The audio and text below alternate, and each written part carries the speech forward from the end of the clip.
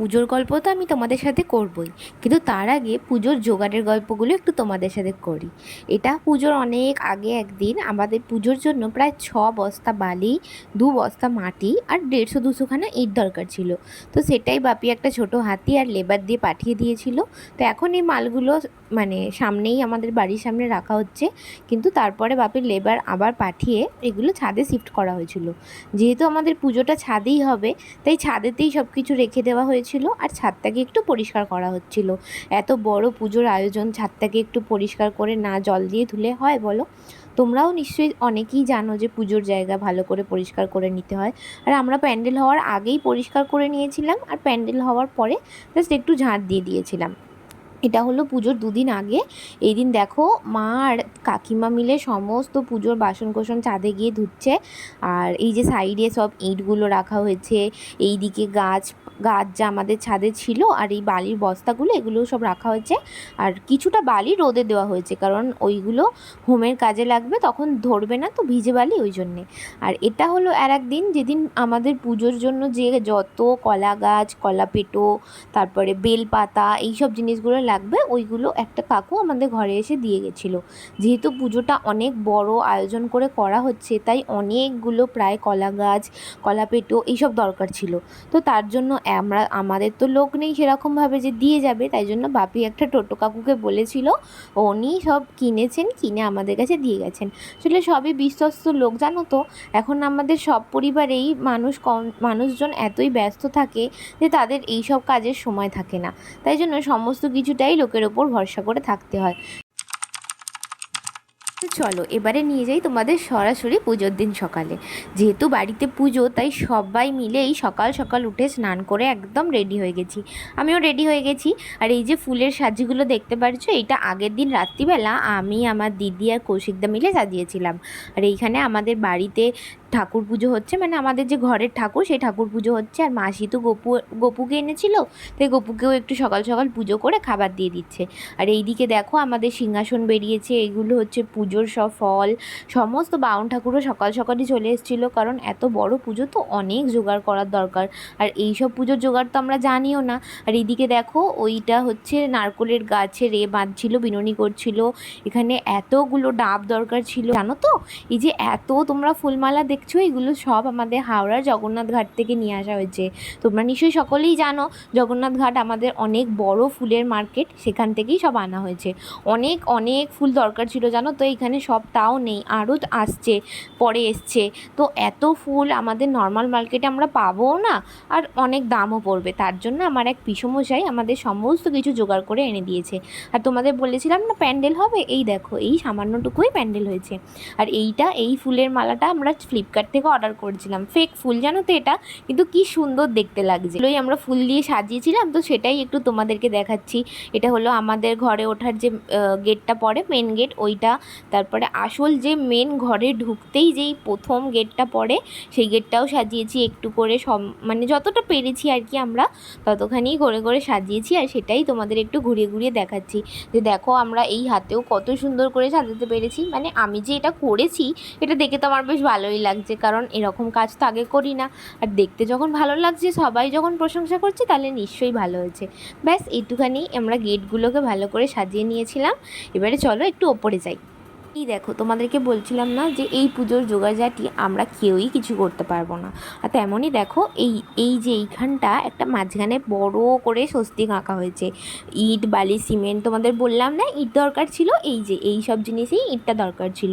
আর একটু পরে ওই দিকটা গেলে দেখতে পাবে হোম হওয়ার জন্য একটা বড় হোম কুণ্ডুল মতন করা হচ্ছিল। আমাদের তো অনেক বড় হোম হওয়ার কথা ছিল, যেই হোমের আগুনেই ওপরে পায়েস তৈরি হবে। তো এত বড় হোমকুণ্ডল তো কারোর হয় না, হলেও হয়তো পুড়ে টুড়ে যাবে, নষ্ট হয়ে যাবে, ওই জন্য ইট, বালি, সিমেন্ট দিয়েই একটা হোমকুণ্ডল মতনও করা হচ্ছিল। ওখানেই হোম হবে আমাদের। আর ওই জায়গাটাকেও বালি আর একটু মাটি দিয়ে ভালোভাবে লেপে দেওয়া হয়েছিল। আর এই দেখো এই যে নুনি কড়াগুলো যেগুলো দেখছো, এইগুলো হলো নারকোল গাছ, নারকোল পাতা। দেখো কত সুন্দর করে এনারা করেছেন। এনারা এত তাড়াতাড়ি এটা করলেন, যেন মনে হলো এনারা প্রত্যেক দিন এটা প্র্যাকটিস করেন। এত ভালো দেখতে লাগছিল এই জিনিসটা, আমার তো বেশ নতুনত্ব লাগছিল। না আমি এরকম পুজো আগে কারোর বাড়িতে হতে দেখেছি, না ইউটিউবে দেখেছি, না কোথাও দেখেছি, আমার বাড়িতেই প্রথম। তো সেটা দেখে আমার এত ভালো লাগছিল যে তোমাদেরকে বলে বোঝাতে পারবো না। আর এই যে আমার মা সকাল সকাল রেডি হয়ে চলে এসছে, কিন্তু পুজোর দিনে না মায়ের একটু শরীরটা খারাপ ছিল জানো তো। সবাই অনেক হেল্প করেছে, আমার মাসিরা, আমার পিসিরা, জেঠিমা, দিদি, সবাই মিলে এত পুজোর জোগাড়জাটি না করলে আমরা একা হয়তো কিছুই করতে পারতাম না। আর এই দেখো কি সুন্দর ওনারা চারদিকে চারটে কলা গাছ দিয়েছেন, তারপর এরকম নারকোল পাতাগুলোকে কত সুন্দর করে রাখছেন। এগুলো আমরা করতে পারবো? তোমরাই বলো। এনারাই পারবেন, আর এনারা জানতেন যে আমরা করতে পারবো না, তার জন্যই তো এতগুলো ব্রাহ্মণ এনেছেন আগে থেকেই। আর ওনারাই সমস্ত কিছু করবেন, ওনারা বলেই গেছিলেন, আমাদের কোনো কাজেই সেরকমভাবে হাত দিতে হয়নি। ওনারা নিজেরাই সমস্ত কিছু জোগাড় করে নিজেরাই পুজো করেছেন, খালি তারপরের কাজগুলো একটু নিজেদের গুছিয়ে নিতে হয়েছে, ব্যাস একটুখানি। আর আমাদের পুজোতে প্রায় 7 থেকে 8খানা, আমি ঠিক এক্স্যাক্টলি জানি না জানো তো, প্রায় ওই যে কতজন বাহন খাওয়াতে হয় না ব্রাহ্মণ, মানে ওরকমই অনেকজন ব্রাহ্মণই এসেও ছিলেন, জোগাড়জাটিও করেছেন, পুজোও করেছেন। এতগুলো পুজো, তোমরা হয়তো অনেকেই ভাবছো যে এটা কি পুজো। তো সত্যি কথা বলতে আমি নিজেও জানি না সত্যি যে এটা কী পুজো বা এই পুজোর কী নাম, কারণ এটা তো কোনো স্পেসিফিক একটা ঠাকুরের পুজো নয়। এখানে মা দুর্গা, কালী, শিবসত্যেন, নারায়ণ, আমাদের মহাকালী মানে আমাদের কালীঘাটের মা, আমাদের বাস্তু, নবগ্রহ, অনেক ধরনের, এইভাবেই গুনে গুনে প্রায় 11টা ধরনের পুজো আমাদের এই একই জায়গায় একই আয়োজনে অনুষ্ঠিত হয়েছিল। আস্তে আস্তে তোমাদের সবই দেখাবো ওনারা কি সুন্দর করে জোগাড় করেছিলেন। আর এই পুজোর নিয়ম হচ্ছে, পুজো শুরু হওয়ার আগেই পুরো বাড়িটা একবারে একটা সুতো দিয়ে বন্ধনা দিতে হবে। এই সুন্দর নিয়মটা আমার বেশ ভালো লেগেছে। আমরা পুজো দিই আমাদের বাড়ির ভালো হওয়ার জন্যই, আমাদের বাস্তু ভালো থাকে, আমাদের সমস্ত কিছু সবাই যেন ভালো থাকে, সুস্থ থাকে, তার জন্যই। তো এইভাবে বাড়িটাকে পুরোভাবে ঘিরে দেওয়াটা আমার বেশ ভালো লেগেছে। আর এই দেখো মায়ের রিয়াকশানটা দেখেছো কেন করলো জানো? এই যে আমার দিদিভাই, প্রথমবার আমার মা আমার দিদিভাইকে বিয়ের পরে এমনভাবে লাল শাড়ি পরে সেজে গুজে দেখেছে। মা আগে থেকেই বলে দিয়েছিল সেজে গুজে আসবে, তাই এত সুন্দর করে সেজেছে বলে অত সুন্দর রিয়াকশান দিল। বিয়ের পরে এরকম করে সাজলে কার না ভালো লাগে বলো? আর এই যে মা বাড়ি থেকে সবাই চলে এসছে, মামি, মাসি, দিদিরা, ভাই সবাই চলে এসছে। এবারে এনারাও পুজোর কাজে হাত দেবেন। দাঁড়াও, আমার মা বলেছে সবাইকে পুজোর কাজে হাত দিতে হবে, তাই জন্য দেখেছো সবাই সারিবদ্ধ হয়ে একদম পুজো করতে বসেছে। আর এইখানে এই দুটো বিচ্ছু বদমাস, এ ওকে খাওয়াচ্ছে আর ও একে খাওয়াচ্ছে। পুজো বাড়ি সবাই চারিদিকে বেশ আনন্দ করছে, দেখে আমারও বেশ মজা হচ্ছে। আর এই দেখো একটু আগেই বললাম না এটা সাজানোর পর কত সুন্দর লাগবে, এই দেখো কত সুন্দর করে সাজিয়েছে। আমি তো নামই জানি না এটাই কি, তোমাদের বলতেই পারবো না। আর এই যে কলা বউয়ের মতন যেগুলো দেখতে পাচ্ছ, ওইগুলোর নিচে কিন্তু ঘট আর ডাব আছে, ওপরেই অত সুন্দর করে সাজিয়েছেন ওনারা। একই জায়গায় সব পুজোর আয়োজন হয়েছিল, তাই জন্য দেখো এখানে একদিকে ইনি এই বাউনমশাই এই ঠাকুরের পুজো করছেন, ওইদিকে হোমের জোগাড় হচ্ছে, ওইদিকে ওই ঠাকুরমশাই শিব ঠাকুরের পুজো করছেন, আর একদিকে উনি সত্যনারায়ণের পুজো দিচ্ছেন। সমস্ত কিছু এত সুন্দরভাবে আয়োজন হয়েছিল, আর পুজোটা এত সুন্দর হয়েছিল যে মানে কি বলবো, সবাই খুব মুগ্ধ হয়ে দেখেছে। আর পুজোর পরে অনেক প্রশংসা করেছে, পাশ থেকেও অনেক অনেক দোকানদার আমাদের যারা আছেন পাশের বাড়ি সবাইকে নেমন্তন্ন করা ছিল, সবাই পুজো এসে দেখে খুবই মুগ্ধ।